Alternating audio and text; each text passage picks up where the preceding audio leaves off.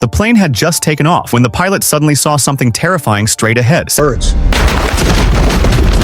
Seconds later, the impact was so violent that both engines exploded and completely shut down. Captain Sully kept trying to restart them, but nothing worked. Meanwhile, the 155 passengers inside the cabin had no idea their lives were in danger. The flight attendants tried to keep everyone calm, telling them the plane was only hitting heavy turbulence. Captain Sully immediately called the control tower for help. The moment air traffic control understood the situation, they ordered the plane to turn back to the airport. But within seconds, the aircraft started dropping dangerously fast, and below them was a city packed with people. That's when Sully realized turning back was impossible. Now there was only one chance left, an emergency landing on the river. But landing on water was extremely dangerous. If the plane's body or wing hit the water at the wrong angle, the aircraft could rip apart instantly. But Sully knew there was no way they could make it back to the airport with dead engines. A short time later, the plane disappeared from radar. Now the aircraft was less than 1,500 feet above the water. The pilot announced the emergency landing. Inside the cabin, the flight attendants ordered everyone to brace for impact. Captain Sully gripped the controls tightly, using every bit of his flying experience to guide the plane down safely. And somehow, through Sully's incredible skill, the plane safely landed on the Hudson River. But the nightmare wasn't over yet. Freezing river water started flooding into the cabin. The flight attendants quickly opened the emergency exits and deployed the inflatable slides. Passengers rushed outside, standing on the wings and life rafts. Within minutes, rescue teams from nearby boats arrived